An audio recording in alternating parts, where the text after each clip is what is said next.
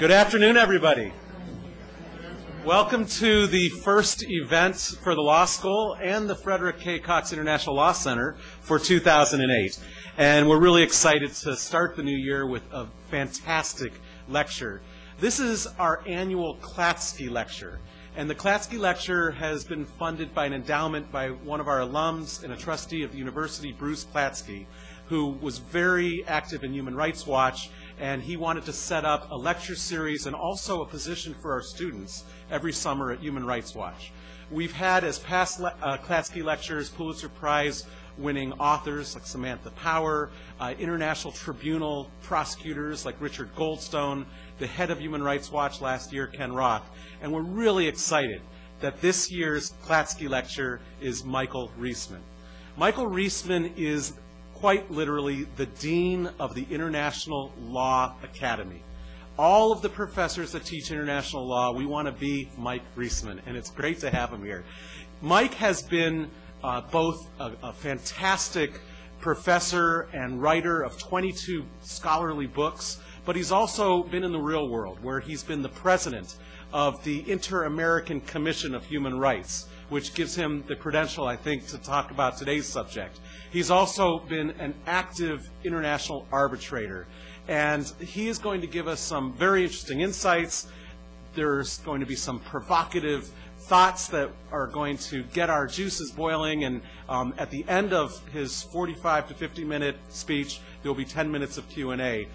We do realize that people all over the world are watching this. There's over 100 people in this room. There's another 100 people upstairs. And we're real excited that there's such a great turnout for this event. This is part of our year-long group of events to celebrate the 60th anniversary of the Genocide Convention. And we had, as some of you remember, a large symposium in September about the convention. We had a speech by Luis Moreno Ocampo, the chief prosecutor of the International Criminal Court, in October, and now we have Michael Riesman, which is the last part of this. And then finally, at the end of this month, on January 29th, mark your calendars, we're going to have the 5 judges who presided over the trial of Chemical Ali before the Iraqi High Tribunal in Iraq, coming here to tell us about the challenges they had facing off against originally Saddam Hussein and then Chemical Ali, and whether or not their trial was fair will hold up to international scrutiny. But without further ado, let me ask you to give a warm welcome to our Klatsky lecturer, Michael Riesman.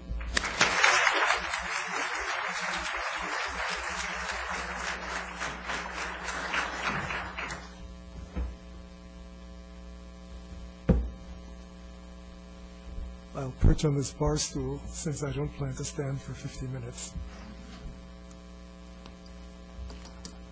I thank you very much for that generous introduction, Michael. Ladies and gentlemen, I'd like to start on a very gruesome and terrifying note, and that is the prospect of any one of us being murdered. The taking of life is the ultimate and the irrevocable violation of human dignity. And I think for each of us, it's the ultimate terror. Because each of us fears being murdered, we all look to our various communities for the protection of our individual lives. Thomas Hobbes laid motives of this sort at the very foundation of the modern state. And Professor H.L.A. Hart, the great jurisprudential writer, argued that it was one of the reasons why we have to have systems of law. He observed that even the strongest, the most powerful person sometimes has to sleep. I think it's fair to say that the raison d'etre of the modern state and a major purpose of international law which stands behind them is the provision of security, which means the protection of individuals and which means, in each of our individual cases, preventing individual murder. Yet, for all the urgency that each of us gives to this ultimate and most individualized form of personal security, and for all the intensity of demand that we make on our governments to guarantee it, there is little that any government, even the most authoritarian and controlling, can actually do to prevent single acts of murderous violence. Democratic governments face even greater obstacles in fulfilling this guarantee because For important policy reasons, they must resist proactive preventions, so they must look to other methods. One of the methods is long-term socialization, trying to train people not to express the violence we're all capable of against group members or in socially unapproved methods. But the recurrence of individual murder by group members against group members indicates that this particular strategy is far from perfect. Whether a murder is the result of a momentary impulse or of a covert premeditation, it's accomplished in a single, instantaneous, and irrevocable act, and by its very nature, every individual murder cannot have been prevented.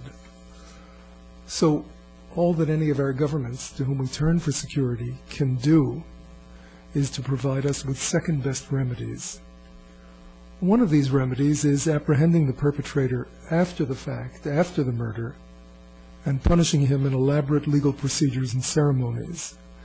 Now, this may provide some satisfaction, some sense of vengeance to those who loved the victim, and it might provide some odd and essentially irrational reassurance to the rest of us that by punishing that particular murderer, each of us has somehow or other been made safer from suffering the same sort of crime.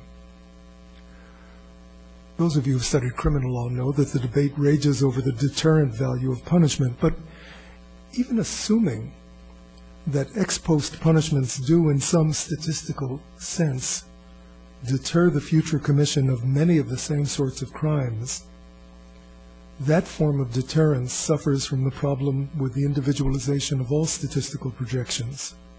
There can be no assurance that the punishments, no matter how notorious they may be and how high the statistical probability, will deter their commission in our case. In some traditional cultures, a murder can be expiated by the payment of blood money, and we have a Victim of Crimes Act which has some similar sort of updated type of sanction, but what rational victim, prospective victim, would think of compensation as an attractive swap? We all want to avoid being murdered. Yet in terms of community remedies, both punishment for murder and compensation to survivors are not real solutions. They're second-best solutions, about the best we can expect. Now, ladies and gentlemen, my subject today is mass murder. And mass murders may seem to be merely an accumulation of many individual murders. But in terms of the preferred solution of prevention, a solution which I submit is unattainable for individual murders, mass murders are quite different, because many of the individual murders that comprise a mass murder are preventable. Unless the mass murder is accomplished with a single devastating weapon of mass destruction, a nuclear weapon, chemical weapons, the business of killing a large group of people takes time, communications, and organization. It requires assembling the victims, transporting them to the killing grounds, assembling and maintaining the killers and their tools and providing for their upkeep and arranging logistics, buying ammunition, and transporting it to a selected destination, disposing of the bodies, all the gritty details that go into setting about murdering a great number of people. But because mass murders are an organized social activity with a temporal extension that increases in proportion to the number of victims, others can quickly verify that the individual murders which have been perpetrated until that moment are only the beginnings of a series which is going to be repeated and repeated and repeated until the targeted group is annihilated to its last man, woman, and suckling babe. This means that unlike individual murders, the vast majority of which can only be punished after the fact, many of the individual murders that comprise a mass murder can be prevented. Prevention can be accomplished by arresting the mass murder process as soon as it becomes apparent that the mass murder is imminent or underway, thereby restraining the number of victims from expanding to whatever totality the perpetrators are seeking. In short, If long-term socialization, punishment, and compensation are all a community can do when confronted with individual murders, those manifestly second-best remedies are not the only thing that can be done for mass murder. Even if the mass murders at the beginning of the series cannot be prevented, and may prove just as instantaneous and irrevocable as any other individual murder, the remaining deaths that together comprise mass murder can be prevented. Now, I have no objection whatsoever to prosecution and conviction of killers, be they individual or mass killers. But if life is the most precious of things, then I ask you, should not acting before the fact to prevent, as opposed to acting after the fact to punish, be international law's primary technique for dealing with mass murder? Genocide is one form of mass murder that's been considered especially hideous. Yet, from the time it was prohibited as a legitimate strategy and raised to the level of an international crime, the global community has preferred to invest its efforts in punishment rather than prevention. Consider the Holocaust, the systematic destruction by Nazi Germany of 6 million Jews. It extended over a span of 3 years. Hitler declared the final solution in 1942 at Wannsee, and the physical destruction continued until the Reich was defeated in 1945. We now know that President Roosevelt and Prime Minister Churchill learned about the genocide while it was being pursued. Declarations of severe punishment for its perpetrators were solemnly issued, but not one single B-29 Flying Fortress was dispatched to bomb the rail lines carrying victims to the gas chambers, or to destroy the gas chambers themselves. And it wasn't for lack of opportunity. For example, at the same time, thousands of sorties were sent out over Dresden to destroy a city which wasn't even a military target. Instead of making the most minimal effort to prevent notorious and systematic mass murder, the Allied powers took the easier course, punishment after the fact. 6 months after Hitler had taken his own life and the German armed forces had issued their instrument of surrender to the Allied powers, the first international war crimes were held in Nuremberg. In all, 200 war crimes defendants were tried, but only 24 members of Hitler's elite circle were prosecuted, the so-called major war criminals. 12 men were sentenced to death. The international human rights movement has celebrated Nuremberg as a vindication of human rights and a milestone on the road to installing a regime for the international protection of human rights. That celebration tends to obscure the fact that no efforts were made to arrest or prevent the genocide that had led to the Nuremberg trials. Nor has the precedent of Nuremberg prevented later atrocities in the Balkans, Cambodia, Rwanda, Sudan, to name only a few. Quite the contrary. In each of those mass murders, little or no effort was made to prevent or arrest them. In each, the preferred strategy has been Nurembergian, to wring hands, but wait for the mass killings to play themselves out, and then to establish international criminal tribunals. After the trials at Nuremberg, the belated reaction to the Holocaust was, of course, the Convention on the Prevention and Punishment of the Crime of Genocide. It was approved by the United Nations General Assembly on December 9, 1948, and opened for signature on that day. Came into force a year later, or 2 years later, 3 years later, after 20 states had ratified it. And its adoption has been hailed as a major human rights event. Genocide is defined in Article 2 of the Convention as any of the following acts: killing members of the group, causing serious bodily harm. You can see them on the screen. I need not read them to you. Article 3 provides that the following acts shall be punishable, and they're on the screen as well. punishable acts, yes, but note the lack of emphasis on the prevention of preventable acts. To be sure, the title of the Genocide Convention is The Prevention and Punishment of the Crime of Genocide, and Article 1 gives priority, apparently, to prevention, as you can see in the PowerPoint. But the apparent priority given to the prevention of the genocide in the title and in Article 1 is actually quite misleading. Most of the rest of the convention deals with punishment after the crime has been committed.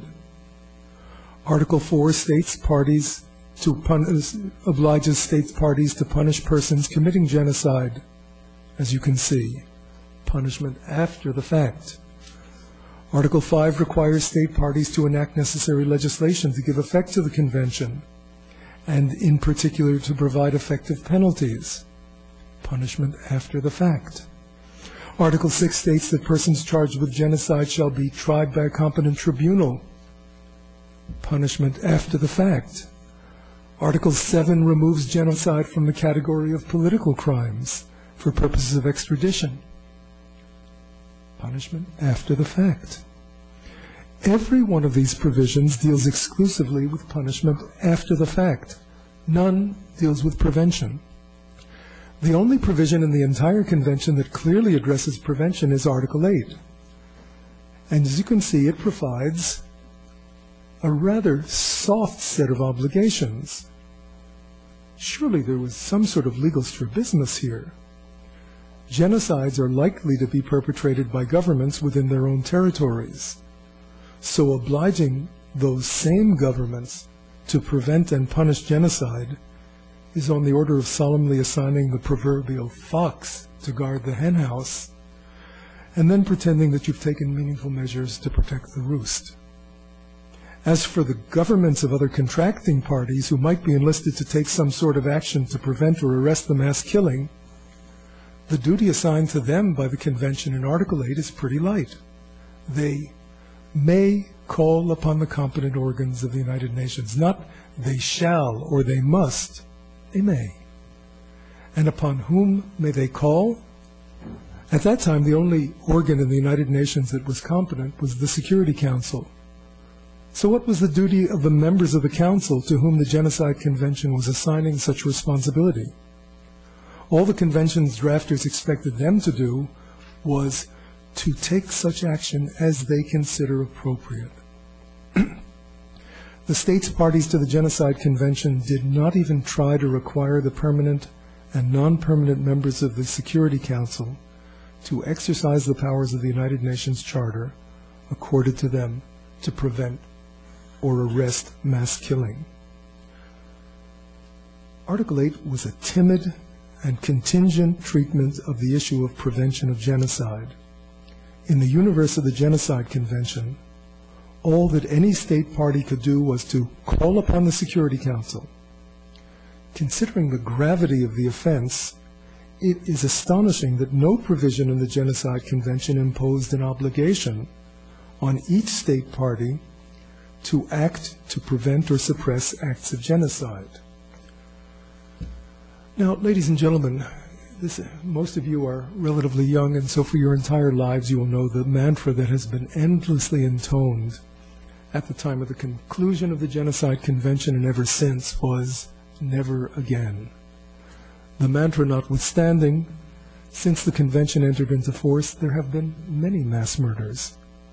In international law and politics, the remedy du jour for virtually all of them has not been to try to prevent or arrest them as they were occurring, but to wring our hands, issue condemnations and resolutions, allowing them to run their course, and then to establish international tribunals and punish a few of the perpetrators.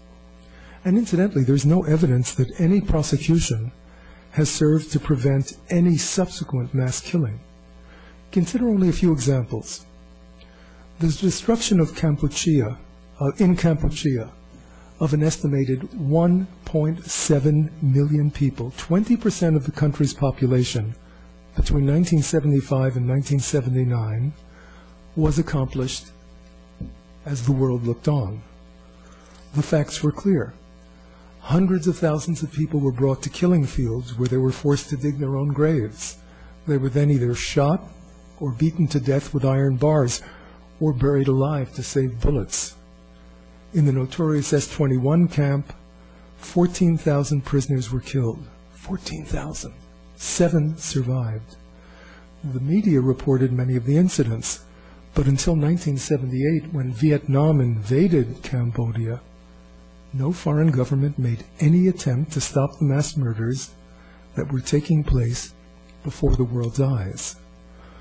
On the contrary, some of the leading states in the world community seemed more concerned about the protection of Cambodian sovereignty than preventing that sovereignty from being used to murder over 1 million human beings. When Vietnam invaded Cambodia in 1978, drove Pol Pot's forces from power, and finally stopped the mass murder, the United States led a group of states within the United Nations in a move to deny the new Cambodian government its seat in the General Assembly, insisting that the Khmer Rouge was still the legitimate government. During the 1980s, the United States reportedly gave $5 million in aid to the Khmer Rouge to fight against the Heng Samrin government. The international community neither prevented nor arrested the mass killings. Now, almost 30 years, almost a decade after the death of Pol Pot, the United Nations has set up a hybrid tribunal to punish the few surviving leaders of the Khmer Rouge. 5 people are under indictment.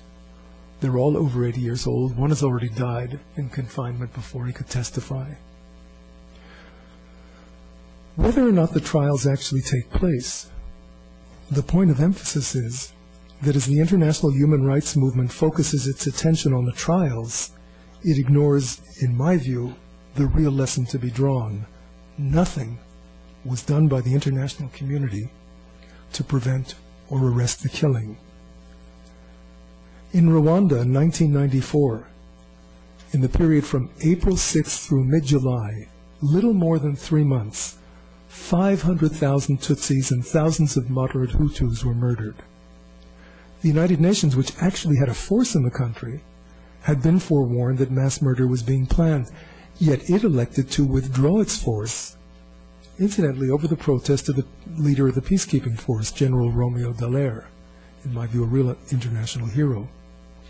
The United States, France, and Belgium also had advanced warning, and all refused to make any effort to prevent or stop the massacre. The United Nations Security Council similarly refused to do anything to prevent the mass killing. But after the massacre, the United Nations established a special international tribunal to try those responsible for genocide. I think the most devastating part of this very brief account concerns the mass killing currently being perpetrated in the Darfur region of Sudan. That conflict, which began 5 years ago in 2003, has claimed over 200,000 lives and displaced almost 2.5 million people. An estimated 4.2 million people in Darfur are in need of humanitarian assistance. The government of the Sudan has broken repeated promises to rein in the militias in the region, and Darfur rebels have shown little interest in negotiating a peace treaty. Meanwhile, the suffering of people continues. Now, of course, there have been plenty of declarations. The United States Congress declared the fighting in Darfur a genocide in 2004, and then Secretary of State Colin Powell followed suit. Other countries have referred to the mass killings as ethnic cleansing rather than genocide, which seems to me to be a frivolous semantic distinction. A woefully inadequate military force was finally dispatched, but despite widespread international denunciations of the Sudanese government's role in what are clearly mass killings, the killings continue. So what has the Security Council, the repository of responsibility for prevention under the Genocide Convention, done since 2003? It's passed resolutions on Darfur, but once again, the emphasis has been on punishment after the fact and not prevention. In March 2005, the Security Council passed Resolution 1593, referring the atrocities in Darfur that were still going on to the International Criminal Court for investigation and prosecution. And many people congratulated themselves that the United Nations had finally established an accountability mechanism to end the culture of impunity for perpetrators of mass killings. But had they done that? Very few people saw the irony of the situation. In Uganda, where similar actions were going on, and where the United Nations and the International Criminal Court had taken a similar position, the Catholic Archdiocese Justice and Peace Commission said to start war crimes investigations for the sake of justice at a time when the war is not yet over risks having in the end neither justice nor peace delivered. And that's certainly the situation in the Sudan. Sudanese authorities have consistently refused to cooperate with the International Criminal Court. Sudan, then, is a case of neither effective prevention nor, as I can see, effective punishment. Now, at long last, a force made up of the African Union and United Nations forces is being dispatched. But it is not until earlier this past year that after receiving the long-awaited permission of the Sudanese government, the Council agreed to deploy a peacekeeping force of up to 26,000 military and police personnel. The forces have not yet been deployed, but it's already pretty clear that they're inadequate given the scale of the activities there. Some of you may be thinking that I've painted an overly somber picture. Please keep in mind that the cases mentioned are the few instances in which states have come together to attempt to remedy the act of mass murder at all, even if largely through declarations. Other such atrocities go virtually unacknowledged by the international community. And here's an example. In January 1971, Idi Amin, the commander of the Ugandan army, overthrew the elected president, and he held power for 8 years. And during that time, the number of people killed by Amin's government is estimated to have ranged from 80,000 to 500,000. The mass murders were widely reported. Despite this extended period of mass murder, Idi Amin was elected head of the Organization of African Unity in 1975. And from 1977 to 1979, Uganda was elected to the Human Rights Commission of the United Nations. The killing likely would have gone on had not Tanzania in late 1978 invaded Uganda and overthrown Amin's government. Amin fled to Libya and then to Saudi Arabia, where he was given asylum, as voices were raised, believe it or not, over Tanzania's violation of Uganda's sovereignty. Amin died in 2003 in a Saudi hospital without ever standing trials for what he had done. So the score in Uganda is no prevention, woefully belated arresting, whose lawfulness was actually challenged, and no punishment. As strange as it may seem, many international lawyers have taken issue with the few effective efforts to stop ongoing mass murder. Consider NATO's action to stop the mass killing which occurred in Kosovo in 1999. NATO, without authorization by the Security Council, bombed Serbia into submission. Kosovo is currently under United Nations supervision. What's fascinating about this one case of relatively rapid international action to stop mass killing is that it was widely criticized by the international legal custodians of the world community. The Danish Institute of International Affairs, which was convened to do a study for the Danish government, felt that the United Nations Charter prohibits such unilateral humanitarian actions. The Dutch Advisory Committee, which was convened to apprise the Dutch government on issues of public international law, concluded that Article 2, Paragraph 4 of the United Nations Charter, quote, lays down a peremptory ban on the use of threat of force and hence does not leave any legal latitude for armed intervention on the territory of another state without the latter's consent. The House of Commons did 4 studies because of the public concern about British participation in the NATO action, and it concluded that the action was of dubious legality in the current state of international law, but it did say that it was justified on moral grounds. The Kosovo report, which was prepared by the Prime Minister of Sweden, or at the initiative of the Prime Minister of Sweden in 2000, also stated that the initiative taken by NATO was illegal because of the lack of approval by the Security Council. But it also acknowledged that it was something that was the right thing to do in the circumstances. The concern over this particular issue reached the highest levels of the United Nations, and in 1994, in 2004, then Secretary General of the United Nations, Kofi Annan, empaneled something that he called the high-level panel to prepare a report, in particular on this issue. And here's what the report said.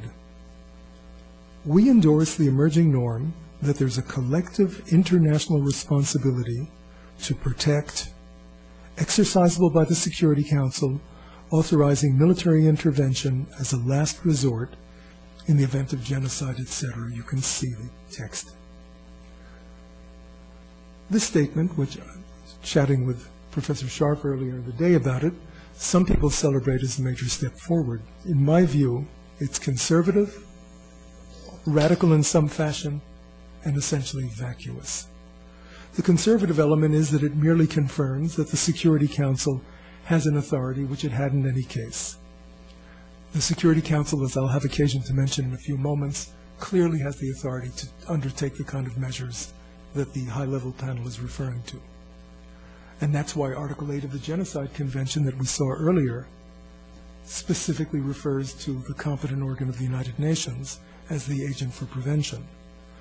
So if you read the report, I hope it's still up on the screen, right? If you read the report, you'll see that it actually involves a certain retreat, as if relatively clear law that it has now been reduced to the status of an emerging norm. We endorse the emerging norm. As if clear law had somehow or other been slipped back into the womb of lawmaking to reappear at some moment in the future and when none of us know. And the notion of an emerging norm when it comes to authorizing the use of force is a very slippery idea. When will it emerge? Will it then justify certain actions, or will we not know that it is yet operative? The radical element of the report is that the discretionary vote of non-permanent members of the Council, remember in Article 8, such measures as they consider appropriate, and the free veto of permanent members of the Security Council seems to have been transformed into a, quote, responsibility, end quote, to take action when mass killings are occurring. But what does that really mean? Is there any way of enforcing on members of the Security Council that they should not exercise their veto in these circumstances? What are the sanctions that will be applied to them? This is use of legal language that has no substance behind it. And consider the idea of the use of force as a last contingency. Imagine a genocide situation. Does the international community or individual members have to wait until they've gone mechanically through diplomacy and economic sanctions and a variety of other diplomatic measures before they're entitled to bomb the crematoria? Bomb the gas chambers? The most constricting part of the high-level panel is the fact that it still keeps all of the attention for arresting or preventing mass killing in the hands of the Security Council. And this, I think, should occasion us to take a brief look at the way that the United Nations constitutional structure operates to see whether there are other agencies that might be more effective than the Security Council for preventing or arresting mass killing. Recall that Article 8 turns to the competent agencies of the United Nations. At the time, the only competent agency was the Security Council. But since then, there have been many developments, and that may be different and could be relevant to us. First, no question, despite what the high-level panel says, that the Security Council is competent to declare that internal human rights violations are a threat to the peace and to order military action under Chapter 7 of the Charter. To be sure, Article 2, Paragraph 7 seems to insulate internal matters from the reach of the United Nations Charter. And it may very well be that some states still believe that mass killing of citizens is an internal matter. But if you look carefully at the end of Article 2, Paragraph 7, you'll see that it does not apply in Chapter 7 situations. So the Security Council is certainly an agency which can effectively intervene if it is so disposed to stop mass killing. But of course, the legal clarity here cannot be used to obscure the political difficulties. The Security Council is usually unable to secure the agreement of all permanent members, and so it is either paralyzed or it contents itself with passing an anodyne resolution, a low common denominator resolution to which everyone can subscribe. And the fact is that the Security Council has not proved to be effective in arresting or preventing genocide or mass killing within states. What about the General Assembly, the assembly in which every member of the United Nations, and not simply 5 permanent members and 10 members elected for 2-year terms, sit? Is it possible to appeal to the conscience of mid-sized and smaller states and hope that they will do something? And if one can appeal to their consciences, is it possible to find legal basis for their action? In the early days of the United Nations, the United States initiated something called the Uniting for Peace Resolution, which authorized the General Assembly to take up some of the issues that the Security Council was prevented from dealing with if they were matters of fundamental security, and dealing with them themselves. And this particular initiative by the United States was blessed by the International Court in the certain expenses case. They even said that the assembly deployment of peacekeeping forces was not ultra-virus if carried out for the fulfillment of one of the stated purposes of the United Nations. And more recently, in the opinion on the wall, the defensive wall or barrier that Israel has tried to erect between the occupied territories and metropolitan Israel, the court has actually equated the General Assembly and the Security Council for certain security issues. Of course, the Security Council commands no forces of its own. The General Assembly commands no forces of its own. So, is it possible for it to authorize individual states to engage in action and make it lawful by virtue of the authority of the security of the General Assembly? It seems to me that such a case can be made, but of course, like the Security Council, this sort of analysis takes on some of the redolence of medieval scholastic philosophy when one argues how many angels fit on the head of a pin. No matter how good a legal case we make, there's no evidence that anyone has been able to engage a majority of the General Assembly to take action against a case of mass killing. And it's also clear that every case of mass killing has been known to the members of the Assembly. What about regional organizations? NATO might be considered such an organization, Organization of American States, the African Union, the Arab League. In fact, the United Nations Charter assigns a contingent role for regional arrangements in matters relating to the maintenance of international peace. But as you can see, Article 53 makes clear that this can only be done with the authorization of the Security Council.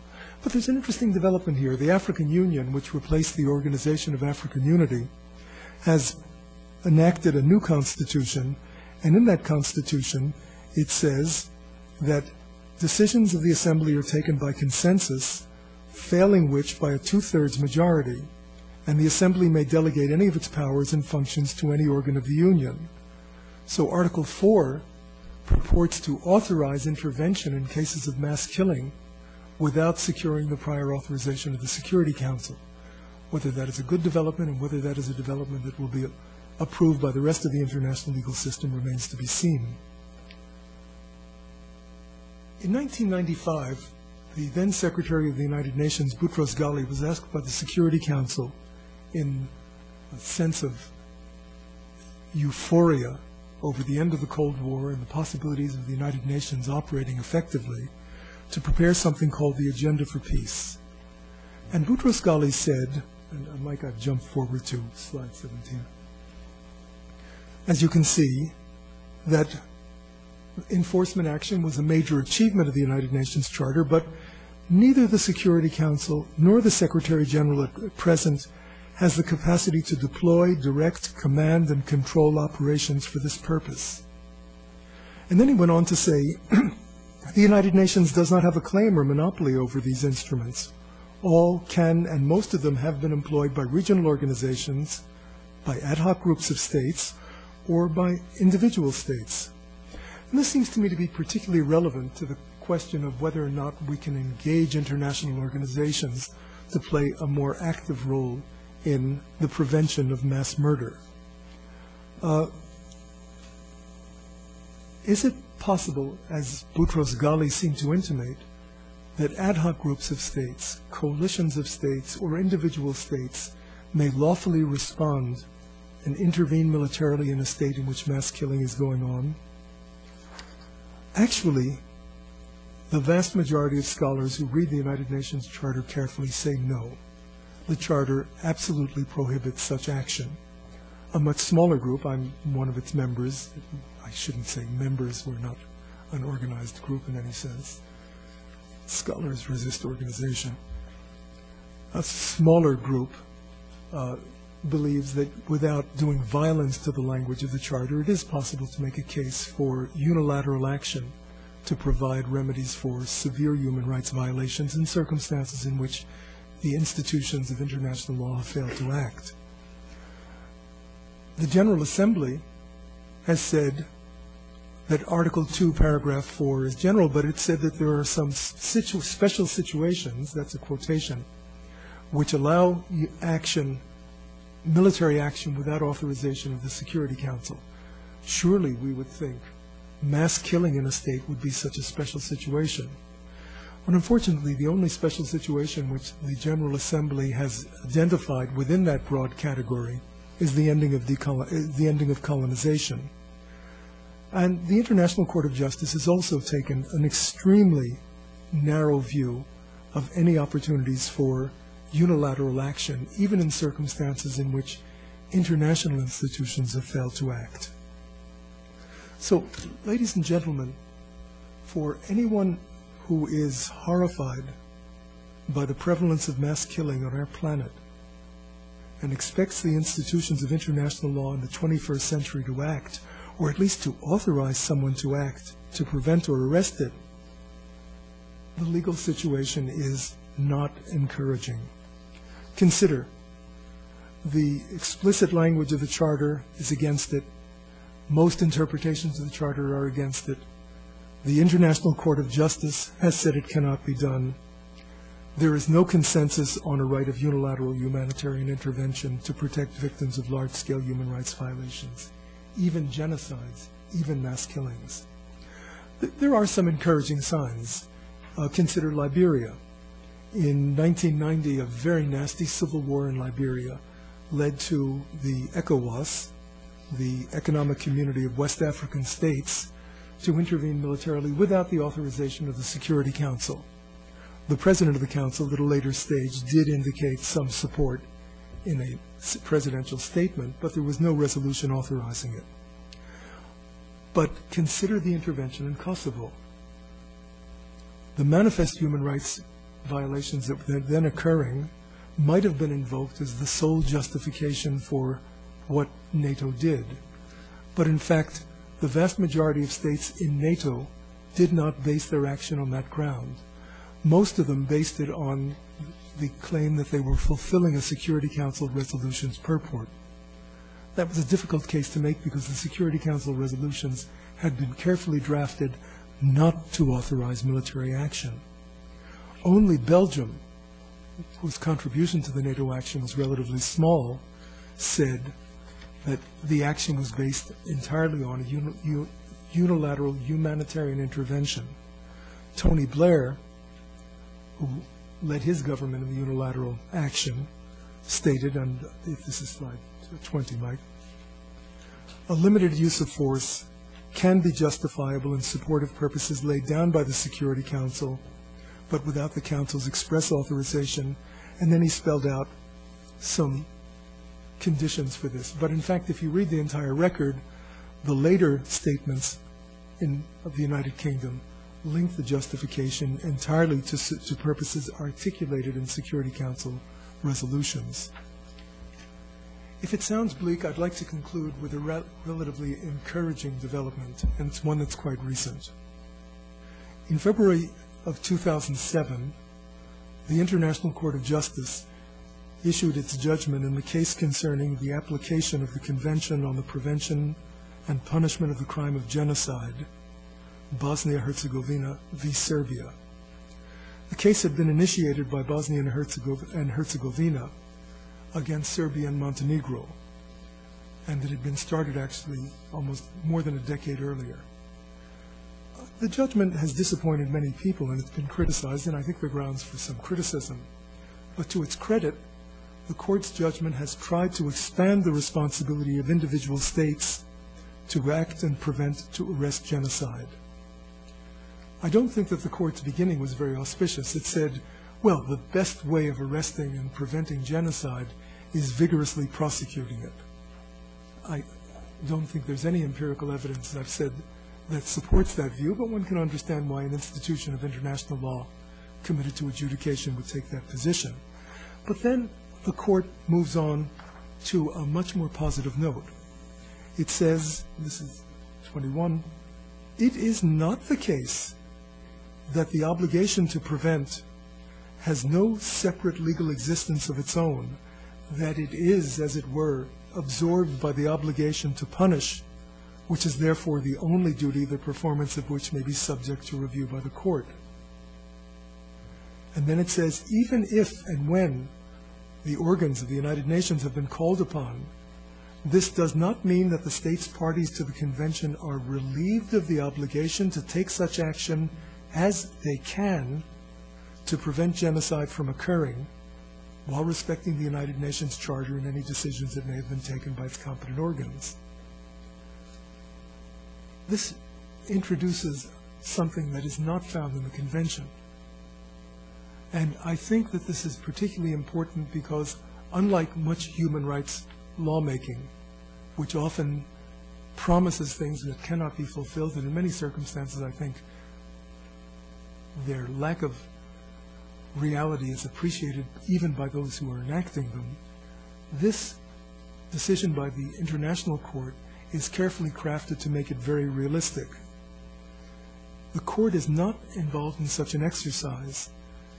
It says that the obligation in question is one of conduct and not one of result, in the sense that a state cannot be under an obligation to succeed whatever the circumstances in preventing the commission of genocide. The obligation of states parties is rather to employ all means reasonably available to them so as to prevent genocide so far as possible. How is this to be accomplished? The court says there are various factors. They vary greatly from one state to another, and they include, as you can see, capacity to influence. The capacity depends upon the geographical distance of the state, the strength of the political links, as well as the links of all other kinds between the authorities of the state and the main actors in the event. So this is quite a realistic set of guidelines for an obligation to prevent. The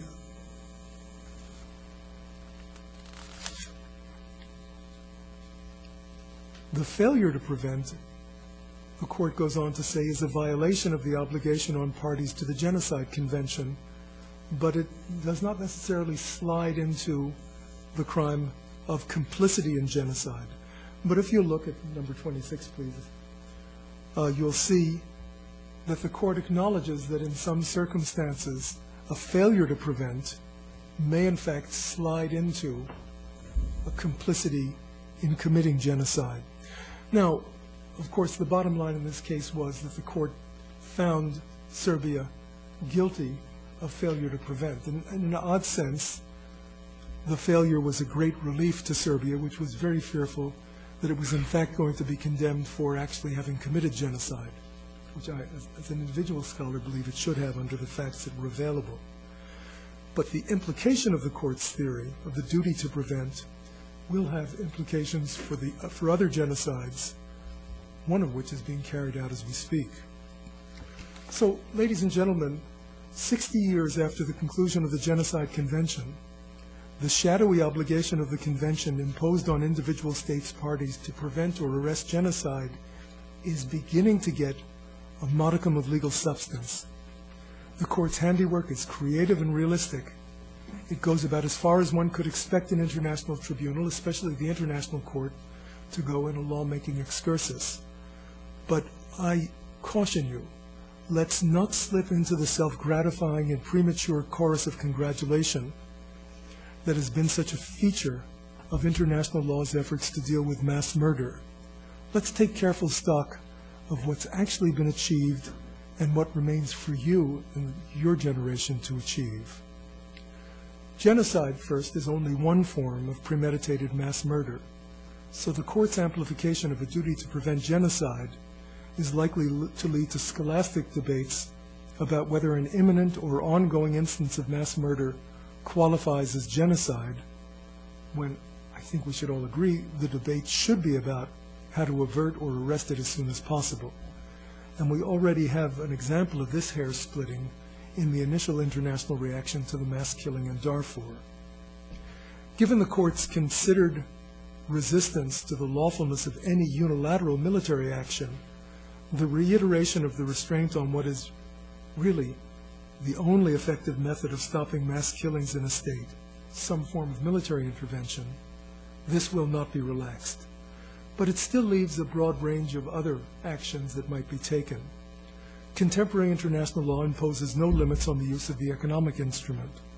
Thus, the obligation to prevent should, under the court's theory, kick in with meaningful programs of economic sanctions as soon as it becomes apparent that a specific genocide or mass killing is being prepared, and a fortiori, as soon as it becomes clear that it is actually underway. It would seem that under the court's theory, continued provision of economic assistance to a state engaged in genocide could slide from a failure to prevent to complicity in committing genocide. Nor are there any limits on the proactive use of diplomacy. This can include various modes of pressure and even isolation, even exclusion from international organizations, and this again should kick in early. So the decision of the International Court has begun to shift attention and to provide substance for the Genocide Convention's obligation to prevent and to arrest genocide. But its innovation alone is hardly likely to change international law's focus on mass killing. As the sad case of Darfur demonstrates, I fear most international lawyers, even those most committed to the advancement of human rights, still seem to prefer the creation of more and more courts, more and more judges, with a promise of ex post convictions over actually trying to stop, if not stopping, mass killing. Now, I readily concede, preventing and arresting mass killings is a much more difficult and much untidier process than a judicial process after the fact. It is unquestionably fraught with its own moral problems and raises many other thorny policy questions. But doesn't the prospect of saving lives make it worth the trouble? Thank you.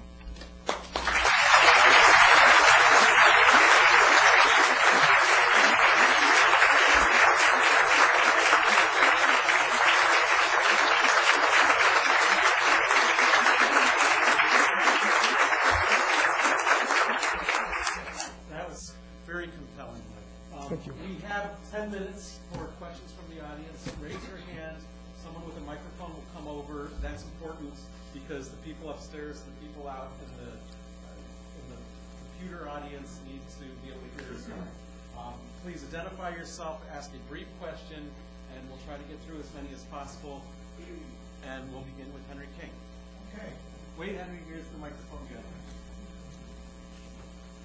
I think I agree with much of your speech. However, I think there's a matter of geography involved. I don't think things are so bad in Europe. I think you have a rule of law there. They supported the International Criminal Court, and yet they were the situs of 55,500,000 people killed in World War II. I don't think we can dismiss the conversion of Europe to the rule of law when we talk about this. I think that Germany has a provision in its constitution against crimes against peace, which I think is straight Nuremberg. And maybe the fact that Nuremberg was conducted in Europe made a difference. But I wouldn't dismiss Nuremberg from the standpoint of your thesis as having no effect. I think that it did. I was witness to it. And so I just thought that I agree with your approach. I don't have much doubt about it, and I like the regional aspects of what you're talking about in terms of the African Union. But the world isn't all bad, and also it takes time. Took over 50 years for Nuremberg to be institutionalized in the International Criminal Court. And I think progress in this area is glacial. But you're dead right in calling our attention to the weakness in this area. But don't be impatient. It takes time. Thank you, Henry. Other questions?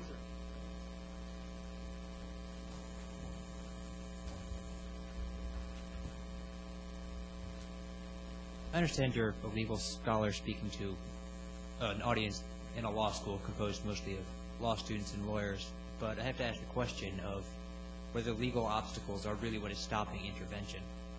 In the case of Kosovo, apparently it did not, but in most of these, it seems to be more of an excuse or just a lack of capacity that had been built up and ignored over many years to intervene in the first place. And, I mean, developing the tools is great, but people dying today don't have room for that patience. So I want to get your take on that. I think it's a very pertinent observation, and there's no question about it. I regret that I didn't bring a quotation from a biography of Kofi Annan, which the author, a very fine biography, in which the author quotes, I believe, Nancy Soderberg, who had been in the National Security Council during the Clinton administration and was faced with Rwanda. And she's quoted as saying, "We just didn't care." And there is no question that among many people and possibly many elites, lip service is paid to fundamental human rights of on this order, but there's no substance behind them. I believe, and I think anyone who studies law believes, that one of the functions of legal formulations is to create a focus and a sense of authorization for certain actions that otherwise would not be available. It changes a variable. It permits those who are committed to human rights to agitate more effectively by reference to that norm than they would if the norm did not exist, let's say an effective norm of prevention. So I think your observation is accurate, and I think it's a very healthy response that legal formulations alone will not accomplish anything. But I think it's very important not to slip into the nihilism on the other side and assume that legal formulations will have no effect. They will be a variable that will be available for those who want to use them. Thank you for the question.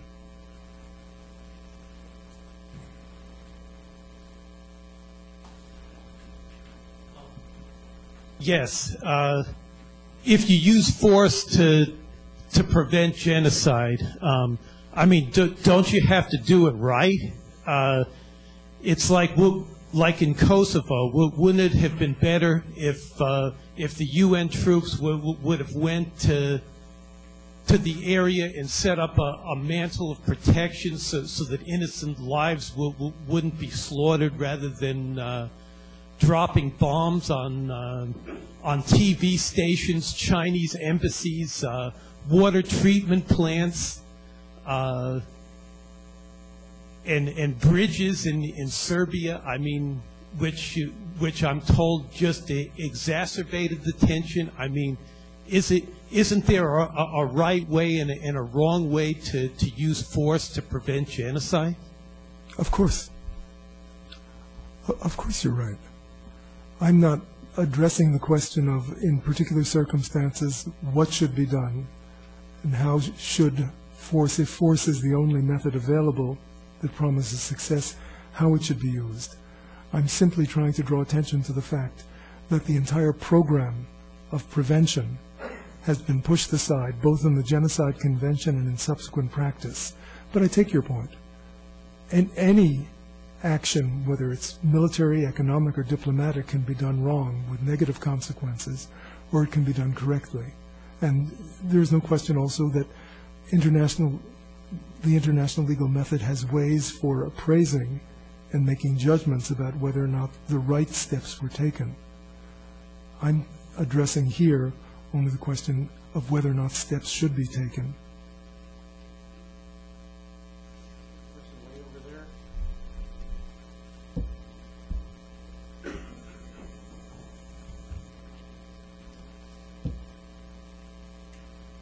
It sounds as though there's competing forces, countries being condemned for invading sovereign nations in an attempt to prevent genocide, and then on the other hand, finding countries complicit if they don't do that. And I was just wondering how you saw those forces playing out in the next decade or so and how it might be resolved. If I may perhaps borrow some of the optimism that was expressed by Professor King, I hope things will be better. I hope that what I've told you today will make a difference. I hope that you'll make a difference. I don't believe there is such a thing as the future out there that I can indicate. The future really is a function of what we do as we move through a constantly eroding present.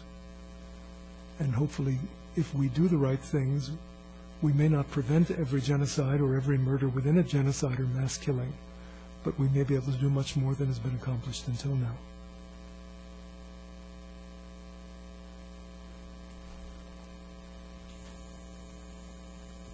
Thank you. You seem to have made references to international lawyers as well as international entities being able to possibly arrest genocide or mass murder.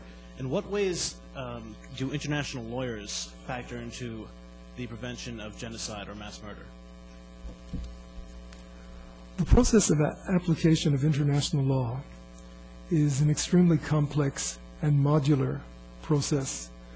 It is unlike a highly organized domestic legal system in which one finds specified institutions which are charged with these actions. In international law, it's a much more fluid thing.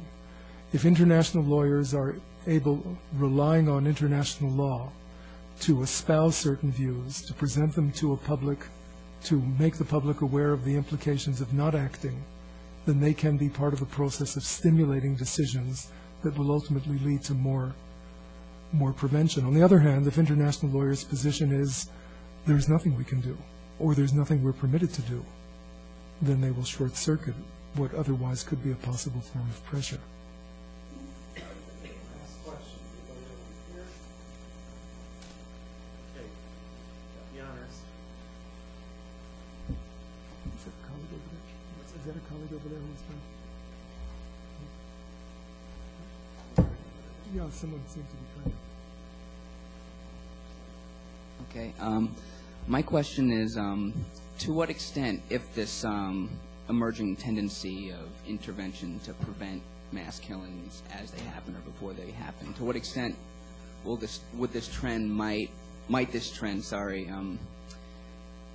allow states to invade or intervene in other countries for motives or reasons that are ulterior or don't primarily have to do with the killing that's going on. And an example of this that I kind of thought of during your lecture was, I recall in March of 2003, about a week maybe before the U.S. invasion of Iraq, I remember seeing Condoleezza Rice saying something to the effect of, in trying to justify the invasion, saying something to the effect of, we cannot repeat the mistakes of Rwanda.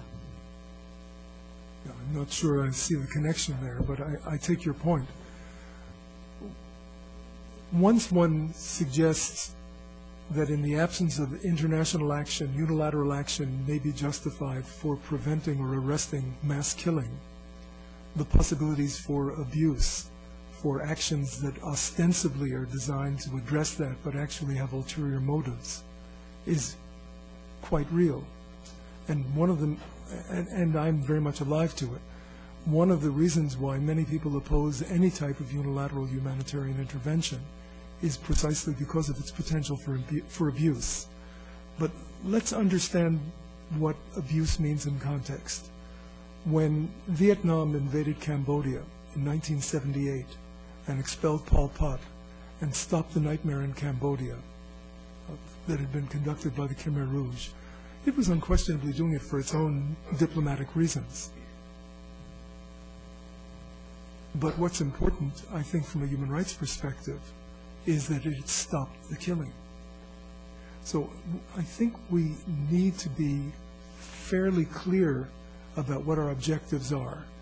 And we have to recognize that no one, perhaps except you and me, perhaps a few other people in this room, ever act purely altruistically. Everyone else acts for some ulterior motive.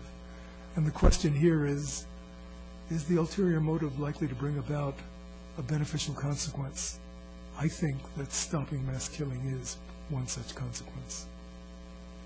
That's a great place to end, I think. Again, please join